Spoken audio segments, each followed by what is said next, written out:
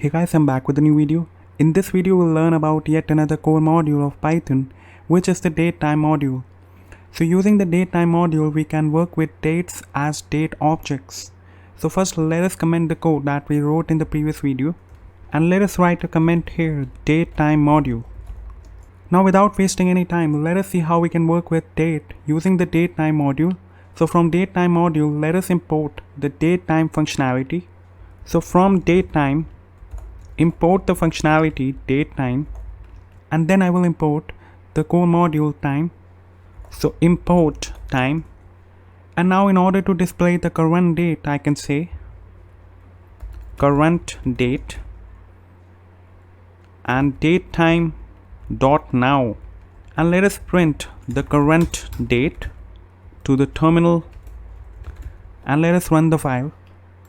And you can see we are getting the current date logged to our terminal, and the date, as you can see, comprises of the current year, which is 2020, the month, which is 5th, and the date and the hour, minute, second and microsecond as well.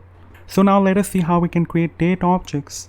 Now in order to create date objects we can make use of the datetime method of the datetime module. So I can say creating datetime objects.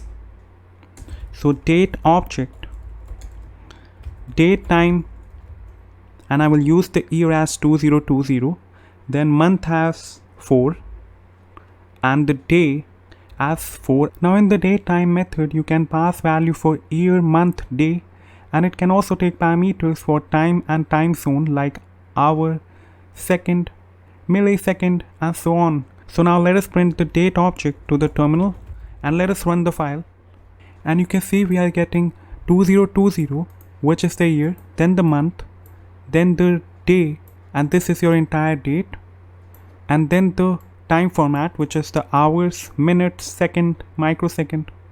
So now let us discuss about some of the methods that the datetime module provides us. So datetime object,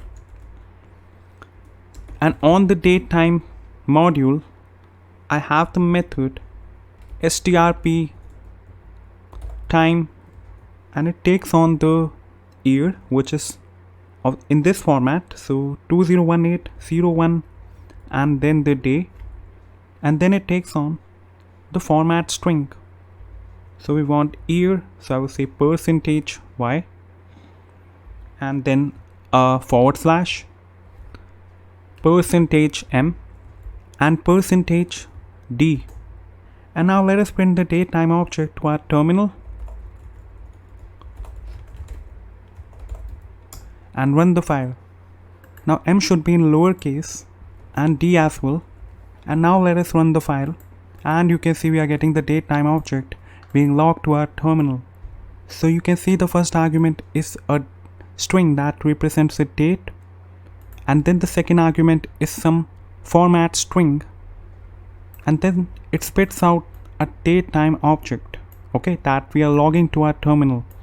So now if I print the year and the month property of the datetime object that we are getting, so I can say printing the year, so print datetime object dot year, which is a property of the datetime object, and printing the month, print datetime object dot month. And now let us run the file, and you can see the year is coming out to be 2018, which you can see here, and the month is 1, which of course is January. Also we have another method to get the date as the string based on some format string. So I can say, so that method is known as strf time. So I can print here on the datetime object, I can use the method string format, which is strf time, and here I will specify the format string that I want to use. So I can say %Y /%m, which is for month. And now let us run the file. So you can see we are getting the year, then a slash, and then the month. Now in order to get the local date corresponding to some timestamp, So to get a current timestamp, I can make use of the time method of the time module that we imported right above. So I can say datetime string datetime, and then we have a method from timestamp, and then we can pass the current timestamp by saying time.time. So time is your module, and then we have the time method defined on it. So now let us print the datetime string to the terminal. So print datetime string, and let us run the file, and you can see we are getting the output. So this was all I wanted to cover about the datetime module. If you want to learn more on datetime module, feel free to check out the Python official documentation, though I have covered some of the most important methods that you must know. So if you liked the video, do give it a thumbs up, subscribe to the channel, hit the bell icon for all the upcoming uploads, and I will see you guys in the very next video.